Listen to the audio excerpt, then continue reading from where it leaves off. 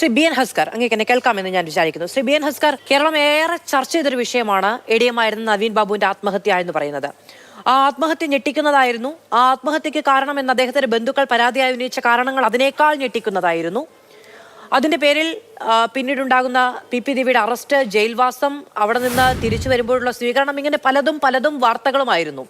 പക്ഷെ ഇപ്പോൾ നവീൻ ബാബുവിന്റെ കുടുംബം, ഏത് കുടുംബം?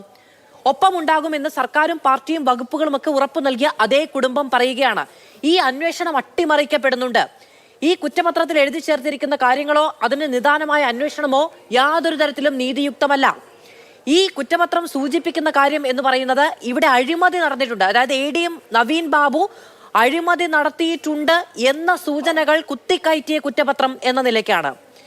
ഈ അന്വേഷണം അട്ടിമറിക്കപ്പെടുക എന്ന് പറഞ്ഞാൽ പാർട്ടി കുടുംബം, ഞങ്ങളുടെ കുടുംബമല്ലേ എന്ന് പറഞ്ഞ ആളുകൾക്ക് പോലും, അതുപോട്ടെ, അത് രാഷ്ട്രീയ സ്വാധീനം എന്ന് വിചാരിക്കാം, റവന്യൂ വകുപ്പ് അന്വേഷണം നടത്തി അഴിമതി നടത്തിയിട്ടില്ല എന്ന് സർക്കാരിന് റിപ്പോർട്ട് കൊടുത്തതാണ്.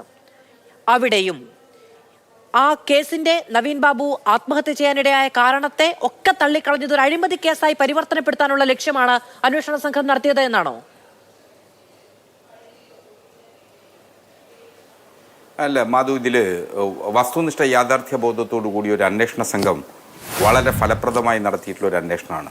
മാത്രമല്ല, ഈ അന്വേഷണത്തെ സംബന്ധിച്ചിട്ട് പ്രാഥമിക ഘട്ടത്തിൽ തന്നെ ബഹുമാനപ്പെട്ട ഹൈക്കോടതിയുടെ സിംഗിൾ ബെഞ്ച് ഇക്കാര്യത്തെ സംബന്ധിച്ച് വിശദമായി കേസ് ഡയറി പരിശോധിക്കുകയും സംസ്ഥാന പോലീസ് നടത്തിയിട്ടുള്ള മുഴുവൻ പ്രവൃത്തികളിലും സംതൃപ്തി രേഖപ്പെടുത്തിക്കൊണ്ട് സംസ്ഥാന പോലീസിന് തന്നെ ഈ കേസ് അന്വേഷിക്കുന്നതിനുള്ള ചുമതല നൽകുകയുമായിരുന്നു.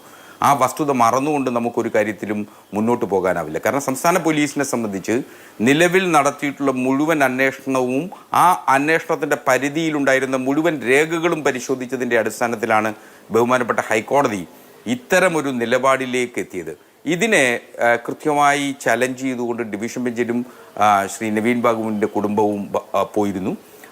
അത് സംബന്ധിച്ച് ഡിവിഷൻ ബെഞ്ചും ഇക്കാര്യത്തിൽ സിംഗിൾ ബെഞ്ചിൻ്റെ ഉത്തരവ് ശരിവെക്കുന്ന തരത്തിലാണ് ഡിവിഷൻ ബെഞ്ചും എത്തിച്ചേർന്നത്. കാരണം ലഭിച്ച തെളിവുകളുടെയും അന്വേഷിക്കാൻ സാധ്യതയുള്ള മുഴുവൻ ശാസ്ത്രീയ വശങ്ങളും പരിശോധിച്ചാണ് അന്വേഷണ സംഘം ഇക്കാര്യത്തിൽ തെളിവുകൾ കണ്ടെത്തിയിട്ടുള്ളത്. ഇവിടെ ശ്രീ നവീൻ ബാബുവിൻ്റെ കുടുംബവും അവർക്ക് വൈകാരികമായി വിഷയത്തെ സമീപിക്കുന്നതിന് അവർക്ക് അവകാശമുണ്ട്, ഒരു സംശയമില്ല. ശ്രീ നവീൻ ബാബുവിനെ സംബന്ധിച്ചിടത്തോളം അവർ മനസ്സിലാക്കി വെച്ചിരിക്കുന്ന കാര്യങ്ങൾക്കപ്പുറം ഏതെങ്കിലും അന്വേഷണ സംഘത്തിന് കണ്ടെത്താനായിട്ടുണ്ട് എങ്കിൽ അത് കേൾക്കുമ്പോൾ സ്വാഭാവികമായും ഏതൊരു കുടുംബം തൻ്റെ കുടുംബനാഥൻ ഇത്തരത്തിൽ ഏതെങ്കിലും തരത്തിലുള്ള തെറ്റായ സന്ദേശങ്ങൾ നൽകുന്ന തരത്തിലുള്ള പ്രവൃത്തിയായിരുന്നോ എന്നതടക്കം കേൾക്കേണ്ടി വരുമ്പോൾ ഉണ്ടാകുന്ന സ്വാഭാവിക പ്രതികരണം മാത്രമാണ് ഇപ്പോൾ സംഭവിച്ചിട്ടുള്ളത്. അല്ലാതെ ഈ അന്വേഷണത്തെ സംബന്ധിച്ച് ആരെയും സഹായിക്കാനായിരുന്നു എങ്കിൽ എന്തിനായിരുന്നു PP ദിവ്യയെ പോലെ CPMൻ്റെ ജില്ലാ കമ്മിറ്റി അംഗമായിട്ടുള്ള ഒരാളെ, ഒരു ജില്ലാ പഞ്ചായത്തിൻ്റെ അധ്യക്ഷയായിരുന്ന ഒരാളെ എന്തിനായിരുന്നു ദിവസങ്ങളോളം പോലീസിനെ കൊണ്ട് അറസ്റ്റ് ചെയ്യിച്ച് റിമാൻഡ് ചെയ്യിക്കേണ്ട സാഹചര്യം ഉണ്ടായത്? നിശ്ചയമായും സഹായം ചെയ്യണമെന്ന് ആഗ്രഹിക്കുന്ന ഒരു സംസ്ഥാന സർക്കാരായിരുന്നുവെങ്കിൽ വേണ്ട വിധത്തിൽ സഹായം ചെയ്യുന്നതിന് ആ ഘട്ടത്തിൽ തന്നെ കഴിയുമായിരുന്നല്ലോ.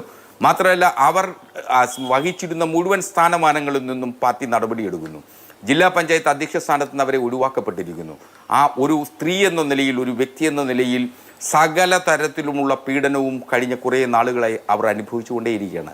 എന്നിട്ടും മതിവരാതിരിക്കുകയും എന്നിട്ടും തീരാതിരിക്കുന്ന പകയോടുകൂടി ഇത്തരത്തിൽ സമീപിക്കുന്നത് ശരിയല്ല എന്ന അഭിപ്രായമാണ് എന്നെ പോലെ. അതായത് നവീൻ ബാബുവിന്റെ കുടുംബത്തിന് PP ദിവ്യയോട് പകയുണ്ട് എന്നാണോ അങ്ങ് പറയുന്നത്?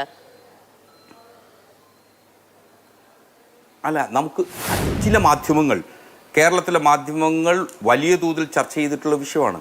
കേരളത്തിലെ പൊതുസമൂഹം വലിയ തോതിൽ ചർച്ച ചെയ്യപ്പെട്ടിട്ടുള്ള വിഷയമാണ്. മാധ്യമ വിചാരണയുടെ ഒരു ഇര കൂടിയാണ് PP ദിവ്യ എന്നുള്ളത്. മാധ്യമങ്ങളല്ലല്ലോ തുടരന്വേഷണം ആവശ്യപ്പെട്ട ഹർജി നൽകിയിരിക്കുന്നത്. ഈ ഹർജിയുമായി ബന്ധപ്പെട്ട ചോദ്യം ഉന്നയിച്ചപ്പോഴാണ് അങ്ങ് പറഞ്ഞത് ഇപ്പോഴും പകവെച്ച് പുലർത്തുകയാണ് എന്ന്.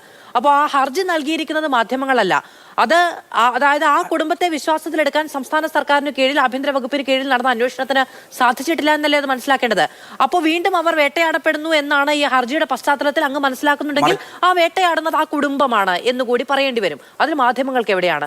ഈ ഇടക്കാലത്ത് PP ദിവ്യയുമായും നവീൻ ബാബുവുമായി ബന്ധപ്പെട്ട വാർത്തകൾ ഉണ്ടായിരുന്നില്ല ഈ തുടരന്വേഷണം എന്ന ആവശ്യം ഉന്നയിക്കുന്നത് വരെ. അപ്പൊ ആ തുടരന്വേഷണം എന്ന ആവശ്യം ഉന്നയിക്കപ്പെടുമ്പോഴാണ് ആ വാർത്ത വീണ്ടും വരുന്നത്. അപ്പൊ പക ആർക്കാണെന്നാണ് മനസ്സിലാക്കേണ്ടത്? അല്ല മാധു, ഇതിൽ സംസ്ഥാനത്തെ ഏറ്റവും പരമോന്നത കോടതിയായ ഹൈക്കോടതി ഈ അന്വേഷണത്തിൻ്റെ സകല വശങ്ങളെ സംബന്ധിച്ചും സസൂക്ഷ്മ നിരീക്ഷണം നടത്തിയതിനു ശേഷം ആണ് ഹൈക്കോടതി ഒരു തീരുമാനത്തിലെത്തുന്നത്. CBI അന്വേഷണം ആവശ്യമില്ല ഈ ഘട്ടത്തിൽ. കാരണം സംസ്ഥാന പോലീസ് അന്വേഷിക്കുന്നത് സമഗ്രമായിട്ടുള്ള അന്വേഷണവും ലഭ്യമാക്കാൻ കഴിയുന്ന മുഴുവൻ തെളിവുകളും ലഭിക്കാനിടയുള്ള മുഴുവൻ സാക്ഷിമൊഴികളും ലഭിച്ചിട്ടുണ്ട് ഈ കേസിൽ എന്നാണ് കേരളത്തിൻ്റെ ഹൈക്കോടതി കണ്ടെത്തിയിട്ടുള്ളത്. അതിൽ മനോവിഷമമുണ്ട്. അതിൽ നിയമപരമായി തന്നെ ചെയ്യേണ്ടത് ഡിവിഷൻ ബെഞ്ചിലേക്ക് പോവുകയായിരുന്നു. ആ ഡിവിഷൻ ബെഞ്ചിലേക്ക് പോയപ്പോഴും ഇക്കാര്യത്തിൽ കേസ് ഡയറി അടക്കം വിളിച്ചു വരുത്തി സസൂക്ഷ്മ നിരീക്ഷണം നടത്തിയിട്ടാണ് ഡിവിഷൻ ബെഞ്ച് ഇക്കാര്യത്തിൽ ഇടപെടേണ്ട സാഹചര്യമില്ല എന്ന് വിലയിരുത്തിയിട്ടുള്ളത്. ഒരു CBI എൻക്വയറി നടത്തുന്നതാണെങ്കിൽ നിശ്ചയമായും ഹൈക്കോടതിക്ക് നടത്താമായിരുന്നല്ലോ.